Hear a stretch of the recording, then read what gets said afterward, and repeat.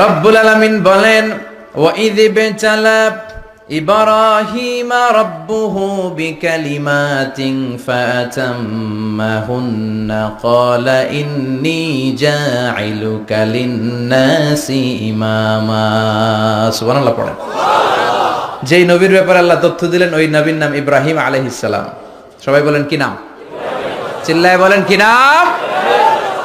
আল্লাহ বলেন, নবী স্মরণ করুন সেই সময়ের কথা যখন আমি আমার খলিল ইব্রাহিমকে অনেকগুলো বিষয়ে পরীক্ষা করেছিলাম, আর আমার খলিল ইব্রাহিম প্রতিটা পরীক্ষায় গোল্ডেন এ প্লাস পেয়েছে। প্রতিটা পরীক্ষায় সফলতার সাথে আমার ইব্রাহিম উত্তীর্ণ হয়েছে। আর ফলাফল স্বরূপ আমি বলেছি, ইন্নী জাইলুকা লিন-নাসি ইমামা। ইব্রাহিম, এতগুলো কঠিন পরীক্ষা নিলাম, একটাও ফেল মারলাম না, সবগুলাই পাস। যাও, এর বদৌলতে তোমার আমি গোটা বিশ্বের মানুষদের ইমাম বানায় দিলাম। ইমাম মানে নেতা। ইমাম মানে কি? নেতা। নেতা হওয়া এত সহজ না। আগুনে পুড়িয়ে পুড়িয়ে যেমনি খাঁটি সোনা বানানো হয়, তেমনি কষ্টি পাথর দিয়ে যাচাই করে করে পরীক্ষা করে করে আল্লাহ তাআলা সাইয়েদনা ইব্রাহিমকে এই মর্যাদার আসনে বসিয়েছেন। আল্লাহ বলে, অনেকগুলো পরীক্ষা আমি নিয়েছি সাইয়েদনা ইব্রাহিমকে। আল্লাহ যারে পছন্দ করে বেশি, তার জীবনে পরীক্ষাও। বিশ্বনবী বলেন, আসাদ্দুন নাসি বালাআন আল আম্বিয়া। এই দুনিয়ার বুকে সবচাইতে বেশি পরীক্ষা নেয় আল্লাহ নবীদের। সুম্মাল আমসাল ফাল আমসাল, তারপরে সিদ্দিকিনদের, তারপরে শুহাদাদের, তারপরে সালিহিনদের। ইবতালার রাজুলু আলা হাসাবি দীনিহি, যেই ব্যক্তির দিনদারি বেশি তার জীবনে পরীক্ষাও। বিশ্বনবীর আল্লাহ সান্ত্বনা দিচ্ছেন, নবী, ওরা আপনারে গণক বলে, ওরা আপনারে জাদুকর বলে, ওরা আপনারে কবি বলে, ওরা আপনারে পাগল বলে, কিন্তু আপনি হতাশ হবেন না।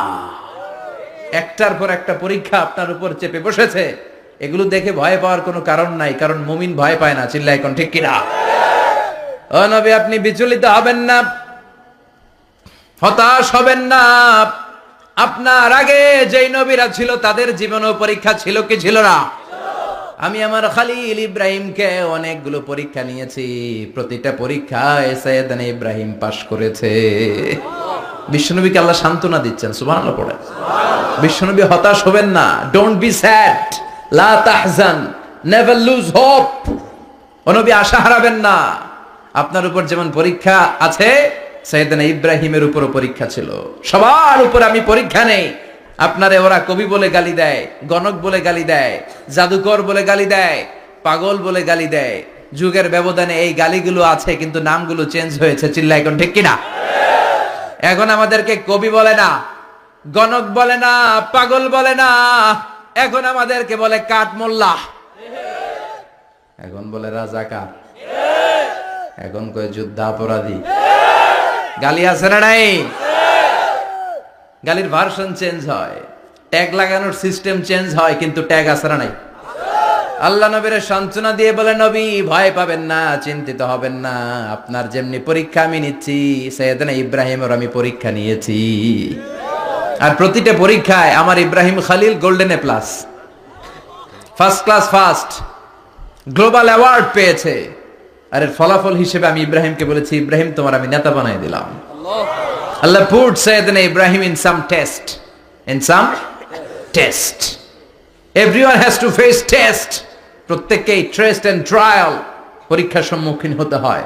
And Sayyidina Ibrahim successfully overcome all the tests. Allah said, Ibrahim, I'm gonna make you the leader. সুবহানাল্লাহ পড়েন। একটার পর একটা পরীক্ষা আল্লাহ নেয়ার পরে যখন দেখলেন একটা তো ফেল করে না, আল্লাহ খুশি হয়ে বললেন, যাও, ইন্নী জাইলুকা লিন-নাসি ইমামা।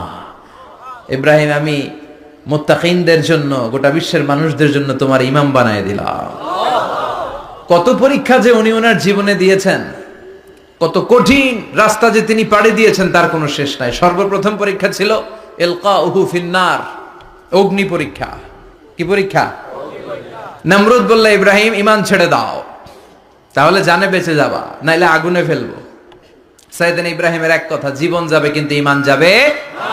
ঈমানের পথে অবিচল থেকে আমার মরণ যেন হয়, তোমারই কাছে মিনতি আমার, তোমারই কাছে মিনতি আমার। মহামহিম দয়াময়, ইমানের পথে অবিচল থেকে আমার মরণ যেন হয়। পড়ে না আমি আরো জোরে পড়ে না আমিন। নমরুদ বলে ইমান ছেড়ে দাও, তা না হলে আগুনে ফেলবো। সাইয়েদনা ইব্রাহিম বলে জীবন যাবে কিন্তু ইমান যাবে না। তার মানে আগুনের পরীক্ষায় পাস। চিল্লায় বলেন আগুনের পরীক্ষায়। পরীক্ষা নাম্বার 2, একটার পর একটা পরীক্ষা নিতে আল্লাহ শুরু করলেন। আল্লাহ বললেন ইব্রাহিম যাও, কলিজার টুকরা সন্তানকে আর হাজারকে, আমরা ওনারা ডাকি বিবি হাজরা, আমরা কি ডাকি বাংলাদেশে, আসলে নাম কি হাজার, যাও তোমার স্ত্রী হাজারকে মক্কার ধুধু প্রান্তরে ফেলে দিয়ে আস, ওখানে মানুষ নাই, প্রাণী নাই, জনমানব শূন্য, দেখি আমার কদ্দুর ভালোবাসো। বলতে দেরি, টু শব্দ নাই, মরুভূমিতে ফেলে দিয়ে আসলেন। তার মানে পরীক্ষা নাম্বার 2তেও, কথা বলেন 2তেও।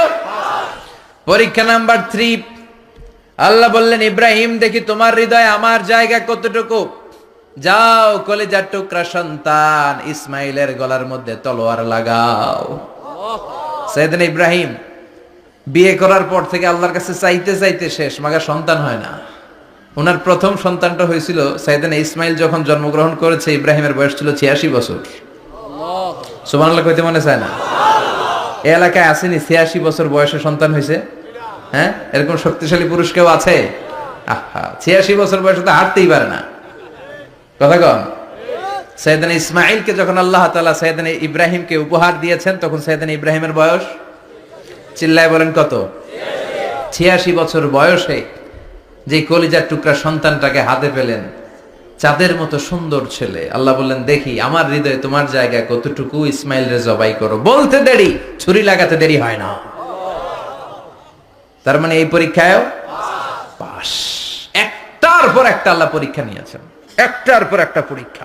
আগুনের পরীক্ষায় পাস, ফ্যামিলি বিসর্জন দাও পাস, কলিজার টুকরা সন্তানের গলায় ছড়ি লাগাও পাস। এবার আল্লাহ বললেন এরপর তোমারে বড় দায়িত্ব দিব, তোমাকে হজ প্রোগ্রামের এমডি বানাই দিলাম, ম্যানেজিং ডাইরেক্টর অফ হজ। সুবহানাল্লাহ কইবেন না? আল্লাহ বললেন ইব্রাহিম বিশাল বড় কাফেলা বানাও, হজের আঞ্জাম দাও। সাইয়েদনা ইব্রাহিম বললেন আল্লাহ দুদুমরু প্রান্তর, জনমানব শূন্য, মানুষ নাই, পাখি নাই, কেউ নাই, কিভাবে আমি হজের আঞ্জাম দেব? আল্লাহ বললেন ইব্রাহিম হজ প্রোগ্রামের ম্যানেজারগিরি করতে চাইলে 3টা পেশা তোমাকে বেছে নিতে হবে। কয়টা? এই 3টা পেশা এর সমন্বয়ে তুমি হজের প্রোগ্রামের আঞ্জাম দিতে পারবে। পেশা নাম্বার 1 তোমার রাজমিস্ত্রির কাজ করতে হবে, পেশা নাম্বার 2 তোমার ঝাড়ুদারগিরির কাজ করতে হবে, পেশা নাম্বার 3 তোমার মুয়াজ্জিনগিরি করতে হবে। সুবহানাল্লাহ কইবেন না?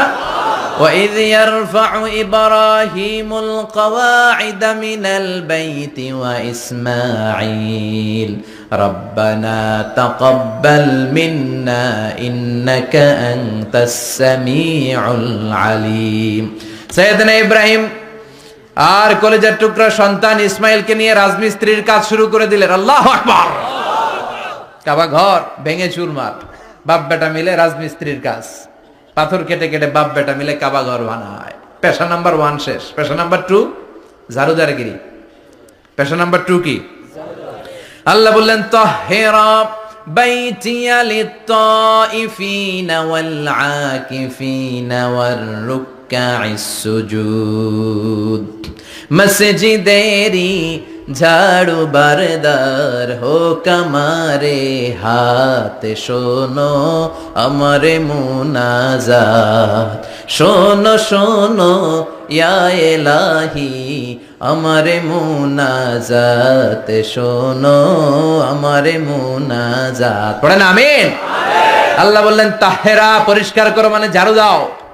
বাইতি আমার কাবা ঘর, লিত্তাইফিনা তাওয়াফকারীদের জন্য, ওয়াল আকিফিনা ইতিকাফকারীদের জন্য, ওয়ার রুকআইস সুজুদ রুকুকারীদের জন্য, সিজদাকারীদের জন্য। ঝাড়ু দাও।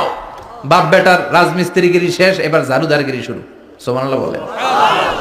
এরপর আল্লাহ বললেন 3 নম্বরে মুয়াজ্জিনগিরির কাজ করো, ওয়াআযযিন ফিন-নাসি বিল হাজ্জি ইয়াতুকা রিজালাও ওয়া আলা কুল্লি দামিরি ইয়াতিনা মিন কুল্লি ফাজ্জিন আমিক। সুবহানাল্লাহ পড়েন। ও ইব্রাহিম আযান দাও। আযান মানে ঘোষণা, তুমি হজের ঘোষণা দাও। মানুষদের ডেকে বলো আল্লাহ ঘর বানিয়েছেন, এই ঘরে তোমরা হজ করতে আসো। সাইয়েদনা ইব্রাহিম বললেন আল্লাহ আমি আর আমার পোলা ছাড়া কেউ নাই। কেউ আছে? মানুষ নাই, আপনারা কেউ নাই, আমি কার সামনে আযান দেব? আমি কার সামনে ঘোষণা দেব? আল্লাহ মানুষ নাই, প্রাণী নাই, পাখি নাই, দৃশ্যমান কিছু নাই, কোথায় আমি ঘোষণা দেব? আল্লাহ বললেন দাঁড়াও, দাঁড়িয়ে তুমি আযান দাও, ঘোষণা দাও। তোমার এই আযানের আওয়াজটা গোটা বিশ্বের সব মানুষের কানের ভেতরে আমি আল্লাহ পৌঁছে দেব। আযিন ফিন-নাস বিল হজ, হজের আযান দাও। উনি আযান দিলেন, আইয়ুহান নাস